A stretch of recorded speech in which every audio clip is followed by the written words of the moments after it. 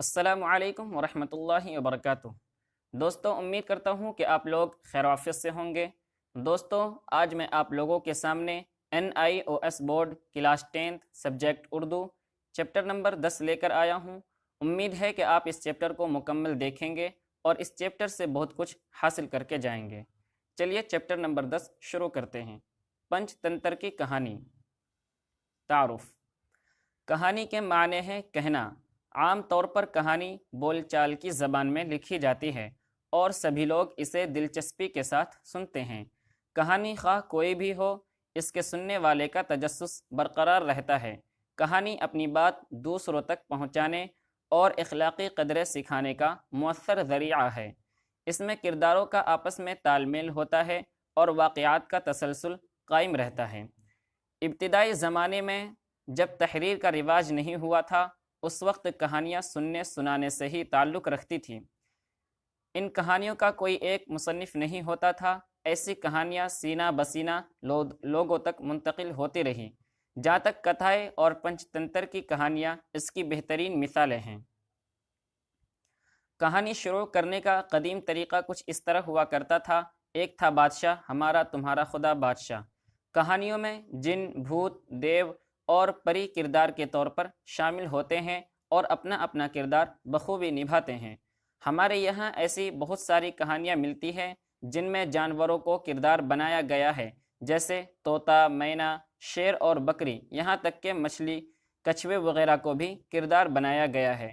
ایسی کہانیاں بھی لکھی گئی ہے جن میں پھول، کلیاں، پتیاں وغیرہ بھی عام انسانوں کی طرح بات چیت کرتے ہیں۔ انہیں ہم تمثیلی کہانی کہتے ہیں۔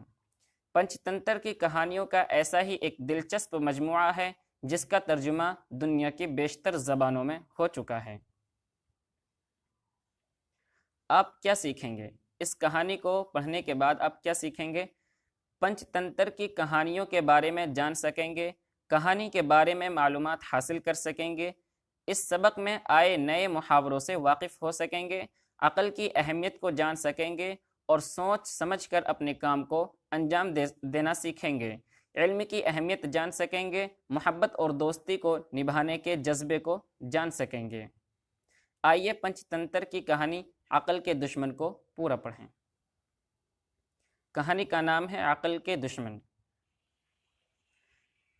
4 برہمنوں میں گہری دوستی تھی۔ ان میں سے 3 بڑے ودوان تھے۔ ودوان کہتے ہیں پڑھے لکھے لوگوں کو۔ ودوان تھے مگر عقل سے کورے تھے۔ چوتھا ودوان تو نہیں تھا لیکن عقل رکھتا تھا۔ ایک بار چاروں جمع ہوئے۔ انہوں نے کہا، یہاں تو ہماری ودیا کا کوئی فائدہ نہیں، ودیا یعنی علم کا کوئی فائدہ نہیں۔ کیوں نہ ہم کسی دوسرے ملک میں چلے جائیں، راجا کے دربار میں ہماری بڑی عزت ہوگی۔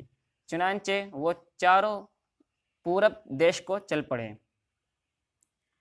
تھوڑی دور جانے کے بعد ان میں سب سے بڑا بولا، ہم میں سے ایک تو ودوان نہیں ہے، صرف عقل رکھتا ہے اور راجا کے دربار میں بغیر ودیا کے اسے کچھ نہیں ملے گا، اس کو گھر بھیجنا چاہیے۔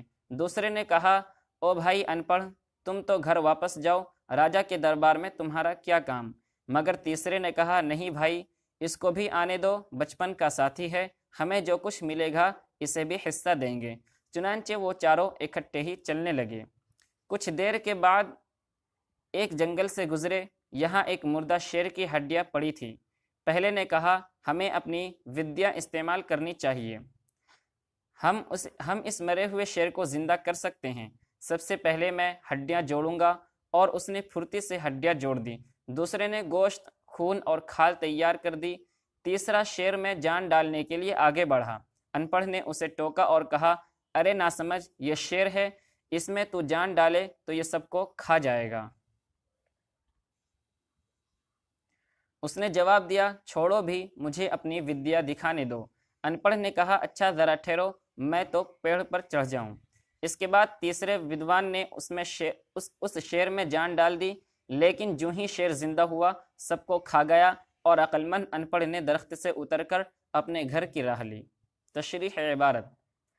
اس عبارت میں کہانی کے اس حصے پر روشنی ڈالی گئی ہے جہاں چاروں برہمن دوستوں کو یہ محسوس ہوا کہ ان کے پڑھے لکھے ہونے کے باوجود اپنے گاؤں میں ان کی کوئی قدر نہیں اور نہ ہی کوئی فائدہ ہے۔ گھر کی مرغی دال برابر۔ لہذا ہمیں اپنے گاؤں سے باہر کسی ایسے بادشاہ کی ریاست میں جانا چاہیے جہاں اس بادشاہ کے دربار میں ان کی عزت کی جائے اور ان کے علم دوسروں کے لیے فائدہ مند ہو۔ یہ بات سوچ کر چاروں برہمن دوست مشرق کی طرف چل دیے۔ بات چیت کے دوران ایک نے یہ کہا کہ چاروں میں سے ایک جاہل ہے اور اسے لے جانا بیکار ہے، لیکن بچپن کا ساتھی ہونے اور آپسی محبت کی وجہ سے اسے بھی ساتھ لے لیا اور یہ طے پایا کہ جو بھی آمدنی ہوگی اسے آپس میں بانٹ لیں گے۔ یہ دوستی کی کہانی ہے جس میں عقل کی اہمیت پر زور دیا گیا ہے، جیسا کہ اس کہانی میں پیش کیا گیا ہے کہ راستے میں ملے مردہ شیر کو پڑھے لکھے ساتھیوں نے زندہ کیا، لیکن ان پڑھ یعنی کہ ان پڑھ نے نہیں کیا، مگر عقل مند دوست شیر کے زندہ ہونے سے پہلے ہی پیڑ پر چڑھ گیا۔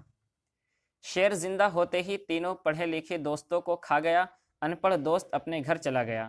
اس کہانی میں دو طرح کے رویوں کو پیش کیا گیا ہے، ایک وہ رویہ جس میں صرف اپنے ہی مقصد کی بات کی گئی ہے، دوسرا آپسی بھائی چارہ اور دوستی کا عملی رویہ۔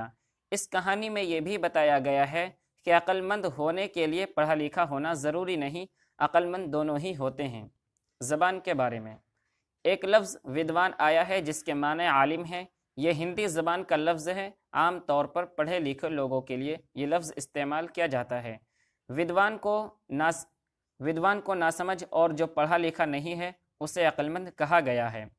میں، ہم، ہمارا، تم، تو، تمہیں، تمہارا، مجھ، مجھ کو ضمیر ہے۔ ضمیر ایسے لفظوں کو کہتے ہیں جو اسم کی جگہ استعمال ہوتے ہیں۔ ضمیر کی تین قسمیں ہوتی ہے: ضمیر متکلم میں، ہم، ہمارا، مجھ کو، ہمیں، ضمیر حاضر تو، تم، تمہارا، ضمیر غائب وہ، ان، اس، انہیں۔ عقل کے دشمن، عقل کے کوڑے روز مرہ کا استعمال کیا گیا ہے جس کے معنی بیوقوف کے ہیں۔ متن پر مبنی سوالات۔ نیچے لکھے گئے الفاظ میں سے صحیح لفظ چن کر خالی جگہوں کو پر کیجیے۔ دے، گھر، ودیا، عزت، عقل، ان خالی جگہوں پر ان کو رکھ کر اسے پر کرنا ہے۔ چوتھا، ودوان تو نہیں تھا، صرف عقل رکھتا تھا۔ راجا کے دربار میں عزت ہوگی، جو کچھ ملے گا اسے بھی حصہ دے دیں گے۔ ہمیں اپنی ودیا کا استعمال کرنا چاہیے۔ ان پڑھ نے درخت سے اتر کر گھر کی راہ لی۔ ان خالی جگہوں پر اوپر دیے گئے الفاظ کو رکھنا ہے اور اس کو پر کرنا ہے۔ صحیح جواب کے سامنے صحیح کا نشان لگائیں۔ چاروں دوست ان پڑھ تھے۔ راجا کے دربار میں بغیر ودیا اسے کچھ نہیں ملے گا، یہ جواب صحیح ہے۔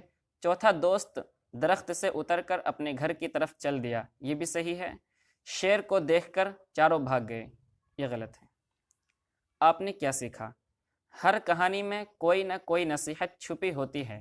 اس کہانی میں عقل کی اہمیت پر توجہ دی گئی ہے۔